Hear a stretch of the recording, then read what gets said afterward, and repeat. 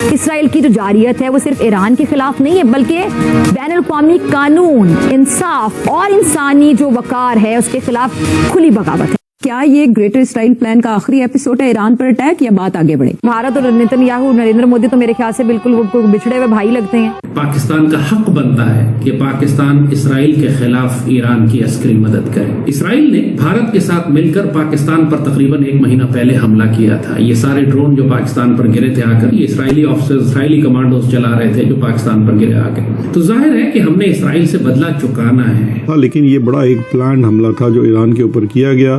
بھائی آپ کے اتنے بڑے بڑے آدمیوں کو مار دیا ہے، آپ کے اسماعیل ہانیہ کو جب مارا تھا تو آپ کو معلوم ہونا چاہیے تھا کہ بھئی آپ کو کیا کرنے، آپ کے جگہ جگہ میں بیٹھے ہوئے ہیں۔ جی کہا یہ جا رہا ہے کہ اس کا مطلب ہے کہ اسرائیل کے پاس بہت ہی زیادہ انٹیلیجنس تھی، ویئر اباؤٹس کی، ٹارگٹس کی، کیونکہ وہ بڑا ہی اسٹریٹجک اسٹرائک کہ اگر اسرائیل نے ایران کو تباہ کر دیا اور یہاں اپنی مرضی کی حکومت بنا دی، یعنی اسرائیل کا قبضہ ہو گیا، تو اگلا تو ٹارگٹ پھر پاکستان ہی ہونا ہے، ادھر انڈیا ادھر اسرائیل۔ ابھی اسرائیل اتنے دور سے انڈیا کی مدد کرتا ہے، میں اب آگے ایڈ کر رہا ہوں۔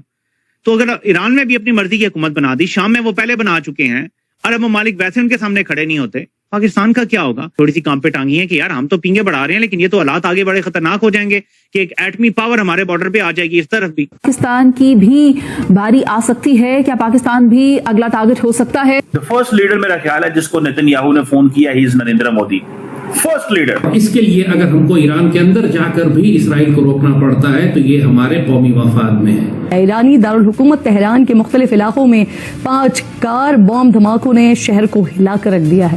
تہران کی ایک بڑی پائپ لائن بھی تباہ کر دی گئی ہے اور پورے شہر کی سڑکیں پانی سے بھر گئی ہیں اس وقت۔ ہم لاتے ہیں ٹاک شوز اور ان لمیٹڈ انٹرٹینمنٹ صرف یوٹیوب پر۔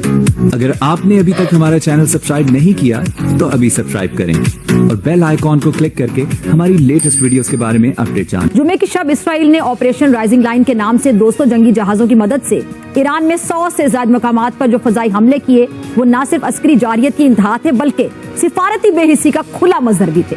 تہران کے شمال مشرق میں گونجتے دھماکے اور زیر زمین جو جوہری تنصیبات ہیں ان سے اٹھتا دھواں اور 6 سائنسدانوں سمیت ایرانی عسکری قیادت کی شہادت، یہ سب محض ایک واقعہ نہیں ہے بلکہ ایک خطرناک سلسلے کی آپ شروعات کہہ سکتے ہیں۔ ایران پر حملے کے نتیجے میں عالمی منڈی میں آپ کو پتہ ہے کہ تیل کی قیمتیں بڑھ گئی، جس کا ڈائریکٹ براہ راست اثر پاکستان جیسے معاشی دباؤ کا شکار ممالک پر پڑے گا۔ مہنگائی کی جو نئی لہر ہے عوام کے لیے یقینی طور پہ بڑا کٹھن امتحان بھی ثابت ہو سکتی ہے۔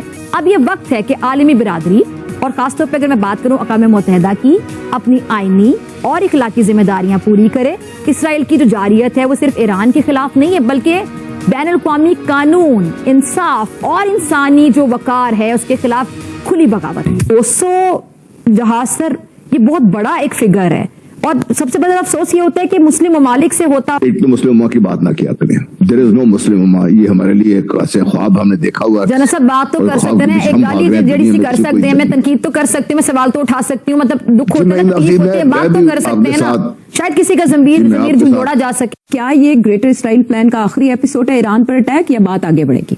جن لوگوں کا ڈائریکٹ مسئلہ ہے عربوں کا، یہ فلسطین، تو اگر وہ تیار ہو گئے ہیں کہ جی ان کے ساتھ کوئی بات چیت ہو جائے یا ڈپلومیٹک ریکگنیشن ہو جائے یا کوئی سولوشن نکالا جائے، تو پھر ہم کون ہوتے ہیں چوتھے محلے بیٹھ کے سارا وقت لڑنے کے لیے؟ تو میرا خیال ہے کہ وہ اس قسم کی جب بات ہوتی ہے، جنرل مشرف کے زمانے میں بھی ہوئی، اس کے بعد بھی ہوئی، تو حالات بدل جاتے ہیں۔ ایونچولی میں یہ سمجھتا ہوں کہ ہم وہی کریں گے جو سعودی عربیہ، یو اے ای اور او آئی سی سارے ملک مل کے ہی کوئی نہ کچھ ہوگا، جو بھی ہوگا and we will follow that. ہم علیحدہ نہیں کھڑے ہو سکتے، نہ امریکہ کے خلاف، نہ اسرائیل کے خلاف، نہ ہی ہم اپنے آپ کو ایک ریڈیکل اسلامک رژیم کہلاتے ہیں، جیسے کہ ضیاء الحق کے زمانے میں تھا کچھ امپریشن، یا ایران کے بارے میں یہ کہا جاتا ہے، یا طالبان کے بارے میں یہ کہا جاتا ہے۔ اور آپ نے دیکھا کہ طالبان بھی اب تھوڑے بہت سیدھے ہو گئے ہیں، اب وہ بھی سوچ رہے ہیں کہ جی کس طریقے کے ساتھ ماڈریشن کی جائے، ایسا ماڈریٹ ہو رہے ہیں۔ سعودی عربیہ بہت آگے نکل گیا ماڈریشن کے اندر۔ ایک زمانے میں سب دنیا کی سب سے زیادہ فنڈنگ ماسکس کو اور دیوبندی اسلام کو سپورٹ کرنے کے لیے سعودی عربیہ کرتا تھا، سب بند ہو گیا انڈر MBS اینڈ سو آن۔ تو میں سمجھتا ہوں کہ ہمارے ہاں اس قسم کی اب تھریٹ نہیں ہے ٹو اسرائیل جو کہ ایک زمانے میں تھی، جو اسرائیل سمجھتا تھا۔ اسرائیل دنیا کا سب سے زیادہ سینسرڈ علاقہ ہے. اسرائیل کے باہر کوئی فوٹیج بغیر اسرائیل کی مرضی کے نہیں جاتی. وہاں بھی اگر امپیکٹ ہو رہا ہے نا تو نظر آ رہا ہے. اور کل سے آپ ویڈیوز دیکھ رہے ہوں گے سوشل میڈیا پہ. پاکستان نے جو انڈیا پہ حملہ کیا, کوئی ایک امپیکٹ کی ویڈیو ہمیں نظر نہیں آئی آج تک. کوئی دلی میں میزائل گرا ہو, ٹھیک ہے, کوئی پنجاب کے کسی اور علاقے میں گرا ہو, کہیں بھی ہمیں کوئی امپیکٹ نظر نہیں ہے. جبکہ میزائل جب گرتا ہے, یہ سوشل میڈیا کا دور ہے, میزائل اوپر ہی ہوتا ہے تو لوگ کیمرہ نکال کے ایک دم ویڈیو بنا لیتے ہیں. کتنے لوگ تیز ہو چکے ہیں, لوگوں کو عادت ہو گئی ہے. ہمارے پاس کوئی ثبوت نہیں ہے, لیکن ادھر فیلڈ مارشل بن کے کہ اگر اسرائیل نے ایران کو تباہ کر دیا اور یہاں اپنی مرضی کی حکومت بنا دی, یعنی اسرائیل کا قبضہ ہو گیا, تو اگلا تو ٹارگٹ پھر پاکستان ہی ہونا ہے. ادھر انڈیا ادھر اسرائیل. ابھی اسرائیل اتنے دور سے انڈیا کی مدد کرتا ہے, میں اب آگے ایڈ کر رہا ہوں. تو اگر ایران میں بھی اپنی مرضی کی حکومت بنا دی, شام میں وہ پہلے بنا چکے ہیں, عرب ممالک ویسے ان کے سامنے کھڑے نہیں ہوتے, پاکستان کا کیا ہوگا؟ اور پھر جب جو اسرائیل اور انڈیا کا گٹھ جوڑ ہے, اگر انڈیا خواہش کرے گا کہ ہم نے ختم کرنا ہے پاکستان کو, اسرائیل نے کود پڑنا ہے انڈیا کے ساتھ اور ہم تو سینڈوچ ہو جائیں گے بیچ میں. لیکن یہ بیانات بھی اسی لیے ہیں کہ ان کی بھی تھوڑی سی کام پہ ٹانگی ہیں کہ یار ہم تو پینگے بڑھا رہے ہیں, لیکن یہ تو حالات آگے بڑے خطرناک ہو جائیں گے کہ ایک ایٹمی پاور ہمارے بارڈر پہ آ جائے گی, اس طرف بھی ادھر انڈیا ادھر اسرائیل. اس لیے ایران کا بچنا پاکستان کے مفاد میں ہے. ابھی جنگ ہوئی تو پھر یہ ہمارا دعویٰ ہے کہ اسرائیل نے انڈیا کی مدد کی ہے اس جنگ میں بھی. انہوں نے میزائل تک اسرائیلی استعمال کی ہیں پاکستان کے اوپر, اسرائیلی ٹیکنالوجی استعمال کی. اگر انڈیا اور اسرائیل کا گٹھ جوڑ ہمیں ہمیشہ تنگ کرتا ہے اور اسرائیل کھل کے بھارت کا ساتھ دیتا ہے اور ہمیں نقصان پہنچاتا ہے, ہمارے لوگ شہید کرتا ہے, ہم کیوں نہیں ایران کا ساتھ دے سکتے؟ اس کو چھوڑ دیں, ایران کا کنڈکٹ کیا ہے. اگر آپ یہ کرتے ہیں تو آپ حق بجا نہیں پاؤں گے, کیونکہ اسرائیل ہر جنگ میں آپ کے خلاف انڈیا کے ساتھ کھڑا ہوتا ہے. آپ کیوں نہیں کھڑے ہو سکتے ایران کے ساتھ اس طرح سے کھل کے؟ دینا, پوری مدد فراہم کریں. آپ بتائیں کہ جی ہمارے ساتھ 19 میں بھی اسرائیل نے یہ کیا, اس نے بھی یہ کیا, ہم ایٹمی حملہ نہیں کرنے والے اسرائیل پہ, یہ آپ کو ہم گارنٹی دیتے ہیں.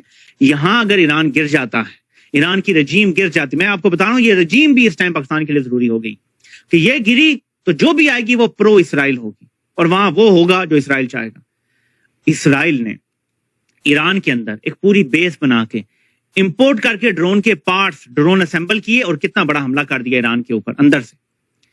امیجن اگر اسرائیل ایران پہنچ جاتا ہے, یہاں قبضہ کر لیتا ہے, وہ پاکستان کے اندر, تو یار آپ لوگ بارڈر پہ نا چند ہزار دے کے بندہ آنے دیتے ہیں اندر, یہ آپ کی اوقات ہے. مجھے جو کچھ چیزیں پتا چلی ہیں کہ ہمارے ماشاءاللہ سجیلے جوان منہ پر کر کے کھڑے ہو جاتے ہیں جب لوگ اندر آ رہے ہوتے ہیں, دیکھتے بھی نہیں ہیں ان کو, پیسہ کھایا ہوتا ہے انہوں نے. امیجن اسرائیل نے یہ کام شروع کر دیا اور یہاں پہ لوگوں نے آ کے اسی طرح اندر بیس بنا لی, ٹو لگا لی. یہاں تو ہمارے میزائل اور ایٹمی نظام پہ یہ اندر سے ہی حملہ کر سکتے ہیں. حقیقت پسندانہ اور جرأت مندانہ موقف ہے. دفتر خارجہ نے اقوام متحدہ کے چارٹر کی خلاف ورزی کو اجاگر کرتے ہوئے اسرائیل کو جواب دہ بنانے کا مطالبہ کیا ہے. پاکستانی پارلیمنٹ نے اسرائیل کے ایران پر حملے کو عالمی امن, اقوام متحدہ کے چارٹر اور ایران کی خود مختاری کے خلاف کھلی جارحیت قرار دیتے ہوئے متفقہ طور پر مذمتی قراردادیں منظور کی ہیں. اب دونوں ایوانوں نے اسرائیلی حملے کو ایران کی سالمیت کی سنگین خلاف ورزی قرار دیتے ہوئے ایران کے ساتھ کھڑا رہنے کا عزم بھی ظاہر کیا. اس موقع پر حکومت اور اپوزیشن کے رہنماؤں نے یک زبان ہو کر اسرائیل کی مذمت کی. شبلی فراز, عرفان صدیقی اور رانا تنویر حسین نے اسرائیل کو دہشت گرد ریاست قرار دیا, جبکہ بیرسٹر گوہر علی نے بھی OIC اور عرب لیگ سے فوری عملی رد عمل کا مطالبہ کیا ہے. اچھا, پاکستانی پارلیمان کی متحد آواز صرف ایران کے دفاع میں نہیں ہے بلکہ عالمی ضمیر کو جھنجھوڑنے کی ایک بڑی سنجیدہ کوشش ہے, جو اس بات کی گماز ہے کہ مظلوم اقوام کے لیے پاکستانی ریاست ہمیشہ انصاف اور اصولی موقف پر ڈٹی رہی. آپ کو یہ ویڈیو کیسا لگا کمنٹ باکس میں ضرور لکھیے. اس ویڈیو کو لائک کیجیے, شیئر کیجیے, سبسکرائب کرنا نہ بھولیے آپ کے چینل EFC کو. ملتے ہیں اگلی ویڈیو میں. جے ہند.